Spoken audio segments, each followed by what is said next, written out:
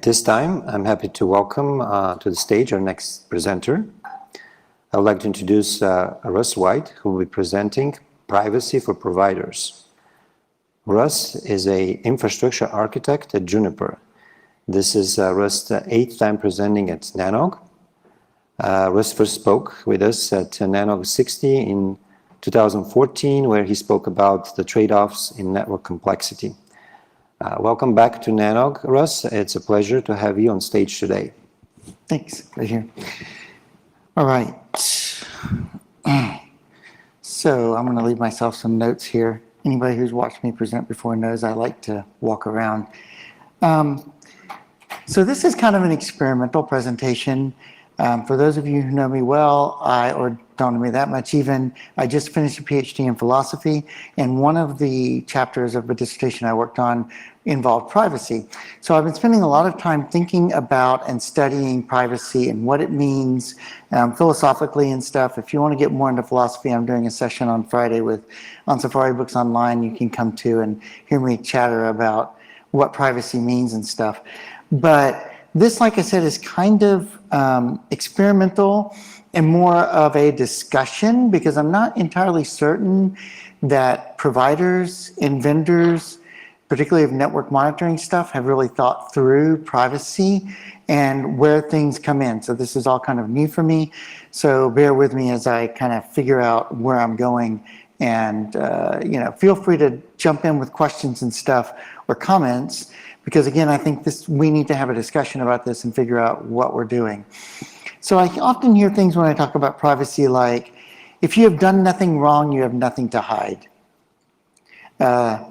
Or here is Robert Epstein in the legal regulation of genetic discrimination from the Boston University Law Review. The plea for privacy is often a plea for the right to misrepresent oneself to the rest of the world.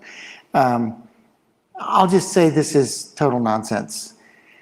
Privacy really, really is important to people for a lot of different reasons. First of all, it has a lot to do with identity formation and the right to be wrong and to change your mind. And if you don't have privacy to get things wrong, then you don't have privacy to grow. We live in a world now where things are recorded forever, and if you're ever wrong once, you're kind of screwed for the rest of your life because nobody ever forgets. This is a privacy issue. There is an instance in a book called, what's the name of the book?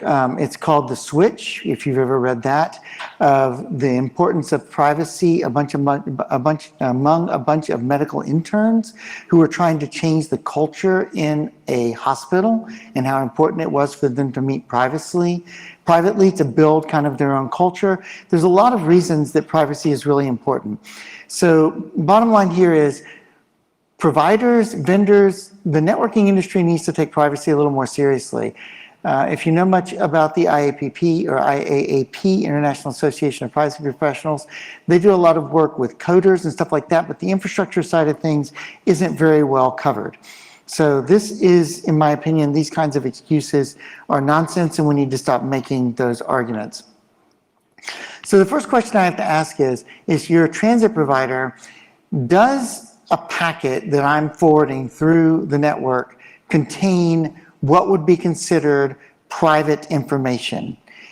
This is something I've talked to Russ Housley about this, and Russ Housley's perspective is the answer is no. The IP address is not PII, privately identifiable information or personally identifiable information. I've spent a lot of time looking at this question. These are some definitions from the GDPR and HIPAA about what is actually personally identifiable information. And if you really look at these, any information relating to an identified or identifiable natural person, a data subject, or an identifiable natural person who is one who can be identified directly or indirectly by an identifier such as a name, IP addresses appear to fall into that, even if you run them through NATs and you do other things that are obfuscating. So I would argue from the beginning that yes, IP addresses actually are PII, and we need to, as networking folk, deal with that reality and figure out what we do about it, rather than saying, oh, that's just not true, IP addresses are not PII. We need to back up and realize in some jurisdictions they're explicitly called out legally as PII, and we need to think through what that means for network operators and vendors and how that all is going to come out. So this presentation is, again, kind of my initial thoughts in that area. There's nothing well-defined here. I'm not going to give you solutions that are like, snap, you can go fix this. Again, this is like, okay, I've been looking at this. This concerns me. We need to think about it. All right, so let's start with when I'm forwarding a packet. Does forwarding a packet do what is called disclosure in the privacy world? Does it disclose information? And this is where a lot of people get really messed up around PII and IP addresses and deep packet inspection and what's going on inside the router. Theoretically, the router picks the packet up, stores it for some period of time, and processes it. And if the IP address and other information contained in the packet is in fact PII, then the router is handling PII. So this is something that people are very concerned about. Normally I would draw on this slide, and I didn't set my presentation up correctly for this particular thing, but now I'm going to make an argument in just a minute that it really doesn't matter that the IP address is a PII. But let's try to look at some of the dimensions of data to understand that argument before I get into it. So the dimensions of data that you get into with privacy professionals are things like identifiability. What degree can you use, to what degree can you identify a person from that piece of information? And I'll give you an example that I use all the time. Every time you call your bank, what do they say? What are the last 4 digits of your social security number? And they think they're being quite clever because it's not your entire social security number. And they're absolutely wrong. The first set of digits, the first 5 digits in your social security number are actually set by the date and time and place of your birth. So if somebody knows your date and place of birth, they know the first 5 digits of your social security number.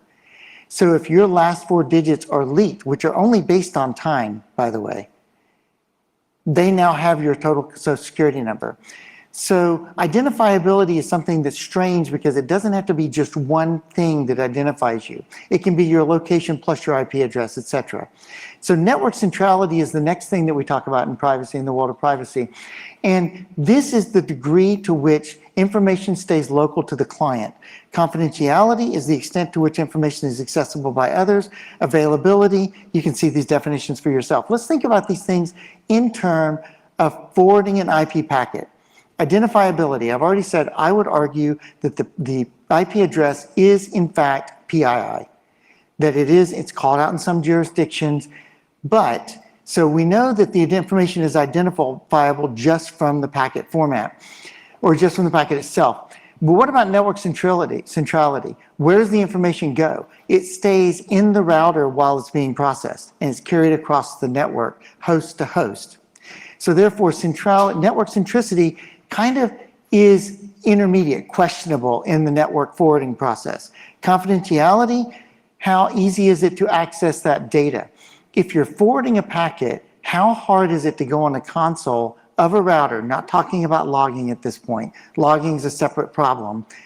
How hard is it to see the data about what's going on in the packet? How hard is it to get to the console of the router, to be able to do the debugs to see the packets that are being forwarded?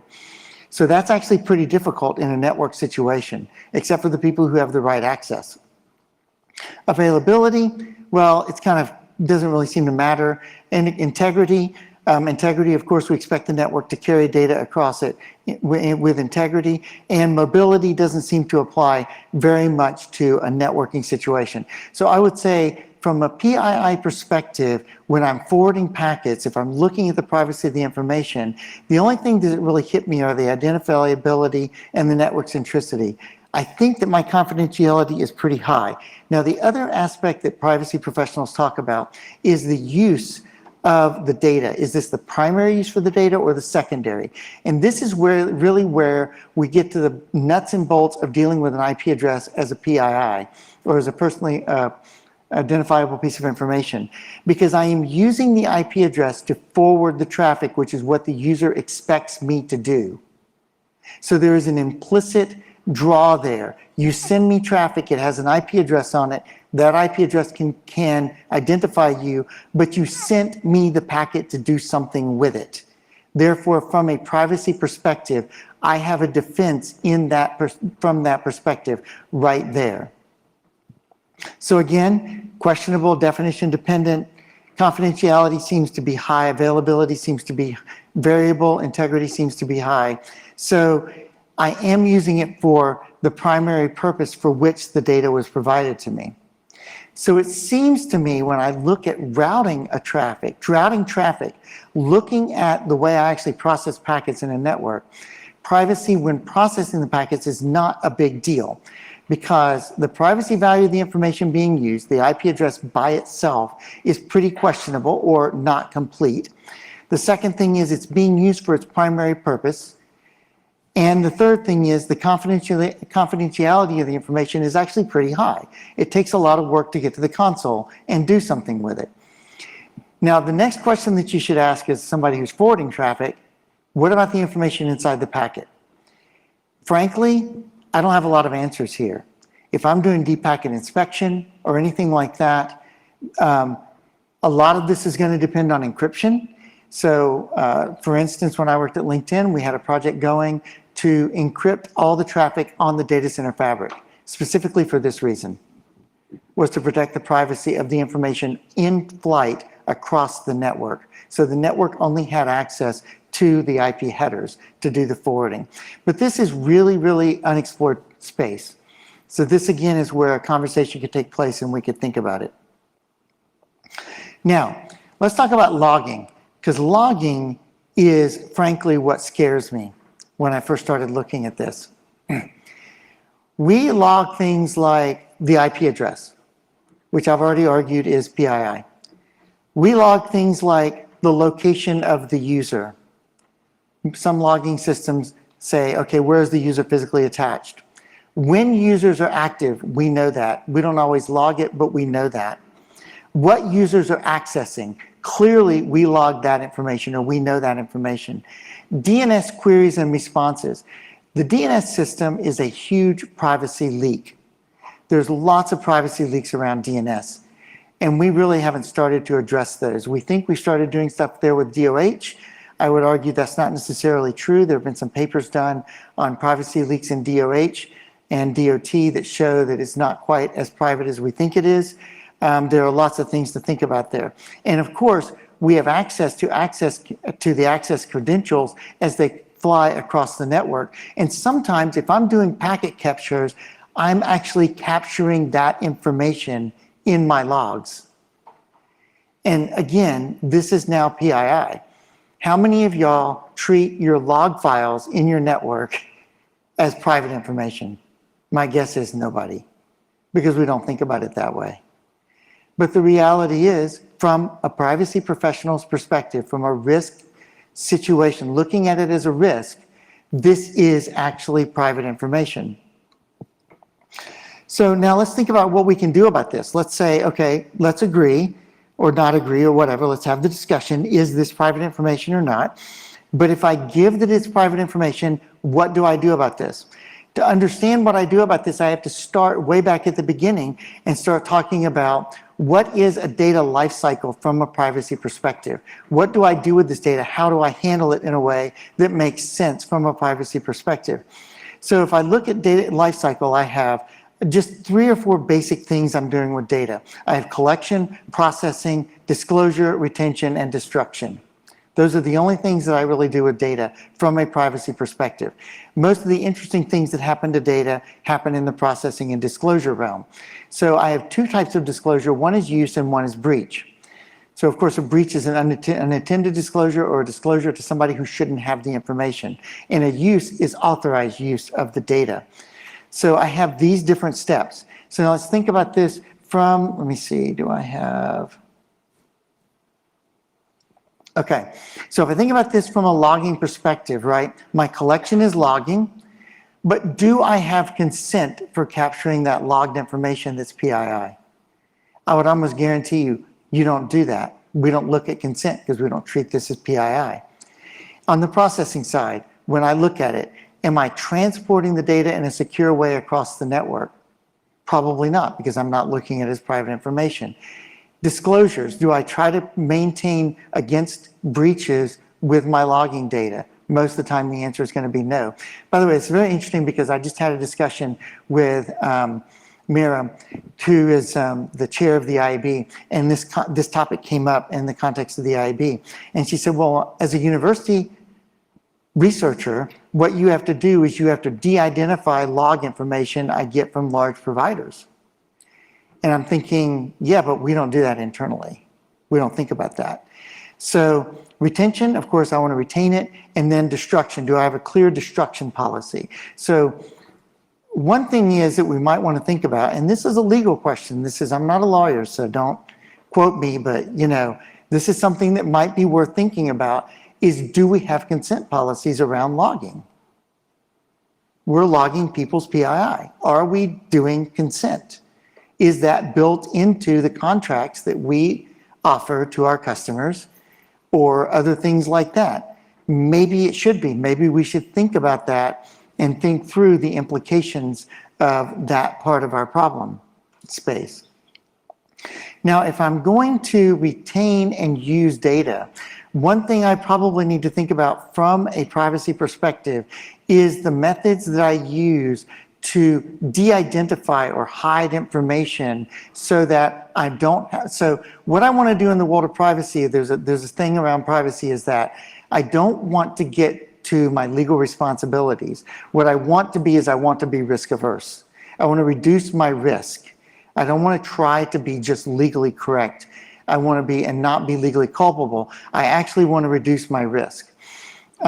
So when I think about how to reduce my risk with data, in the privacy world, again, there are several things that you do. You do de-identification or you do hiding. Hiding is, of course, access controls, encryption, access monitoring, things like that. Is data being exfiltrated? De-identification has three basic ways that they do this: suppression, noise injection, and generalization or aggregation. Now, the nature of data that we're dealing with in the network, suppression and noise injection really aren't useful, right? I don't want to inject false sessions into my logs to de-identify things. That would be kind of silly. It messes up my network monitoring. It destroys my accuracy. Noise injection, suppression, same thing. I mean, I can't just remove things. So really what we have to get to is something like generalization or aggregation of data over time. And so I think that's really where we should focus our efforts in thinking about privacy in logging and network operations. Now, legally, most jurisdictions that write privacy laws give users special rights to data. So again, this goes back to the legal requirements given by different jurisdictions. You'll find California has this particular law. GDPR, HIPAA, all these things have their own things. But generally, you can take all of those things and put them into one of these buckets. Access. So does the user have the right to access the data that you have on them? This seems to me to be something that would be applicable to logging data and data that we're collecting as a network operator in our normal operation. Reification, the right to correct information. So I can't figure out how that one would apply to a network operator, because it's either true or it's not true. Like, yes, you access this network on a certain date with a certain IP address. Like, I don't know what to be corrected about that. Deletion, maybe a user has a right to come to you and say, I really want you, I'm dropping you as my service provider. I want you to drop all of your log entries about what I've queried through DNS. I don't know. That's something that needs to be thought out legally and figure out, like, is that something we need to do? Restriction. Do users have the right to restrict who the provider shares their information with? By the way, this falls or backs into the problem of net neutrality, right? Because net neutrality is in many ways an argument over who gets the user data and who gets to share the user data and monetize it. So this is something else that we get into, is probably true that a user should be able to say, no, don't sell my DNS queries to a third party for analysis, for targeted advertising. Portability doesn't seem to make a lot of difference against automated decision making. So this is interesting because here is where you're going to run into things like Cloudflare and Alchemy and dealing with third-party marketplaces for advertisements. And does the user have a right to not have their information used to do targeted information? This is written into GDPR. It's written into California's law. It's written into a lot of other laws. And again, it's something that we don't think about as providers. We think it applies to Google and Microsoft and others, but really it probably applies to CDNs as well. So it's another area that needs to be thought about. Private action, does the user have the right to take legal action against the provider? Probably doesn't make any difference. But anyway, there are lots of things here that we should think about that we probably aren't thinking about very well right now. So my bottom line is this: we need to take privacy seriously as providers, all kinds of providers. We need to start thinking about this. It's only going to take one major breach that releases a lot of DNS queries for somebody and reveals some private information, and people are suddenly going to put the spotlight on us. So the legal landscape is really changing. You probably need to consult legal folk, whatever. Again, I'm not a lawyer, so that's pretty much it for me. Unless you have questions, I'm sure there will be questions here someplace. Yes, go ahead. Whoever wants to come to the mic. Hi, this is Barry Cook. I'm a consultant and I do work for Atherton Fiber. And my question was, what about things like descriptions on access switches and things like that? So those would be, so privacy has two dimensions, right? One is the end user's privacy. The other is protecting proprietary information for your operations. So I would think that would fall more into proprietary information for operations. And I would still classify those as very important to protect myself. Yeah. So Thank you. thanks. Go ahead. Sorry, I'll Oh, no, move my little. Actually, I can. We have a question from online from Adair Texton. I apologize to mispronounce the name. The question is informed consent relevant here? If data collected is spelled out in an AUP, and you know most people don't read the AUP, does that matter? So the way most privacy regulations that I've read are written is informed consent has nothing to do with secondary uses. You have to have informed consent even for primary use cases. So if you're logging the data, even just to say, I want to check my network operations, it's kind of questionable, but it seems like that's something that would need to be looked into and say, in different jurisdictions might have different answers to that question. But I personally think that if you're running, at this point after investigating this, if you're running a transit provider, you maybe ought to think about having an informed consent thing in your contract with your customers and say, please note, I am collecting information, some of which may be considered PII in certain jurisdictions. This is how I manage that data, kind of a thing. Gotcha. I have a question. We here as network operators, it sounds like you're really, I think this is very helpful because you bring in visibility for us to be aware. And one thing for us is to think about, are we using the right protocols for logging information? And do you have any recommendations, and even, do we even have the protocols we need for secure transfer? Is this something that needs to be worked at IETF, or maybe it's already being worked? So as far as I know, there's no work going on. Well, there's SAV. There's a couple of working groups that are looking at privacy preserving transport. But as far as protocols go, no, I'm not sure that the protocols we have today, other than just end-to-end encryption, are giving us a lot of what we need to think about. Okay.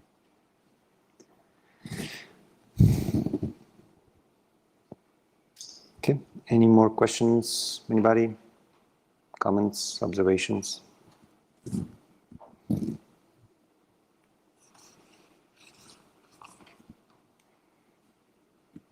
Okay, well, thanks, Russ. Very Thank much you. Appreciate it. That was really good. Thanks. Thanks.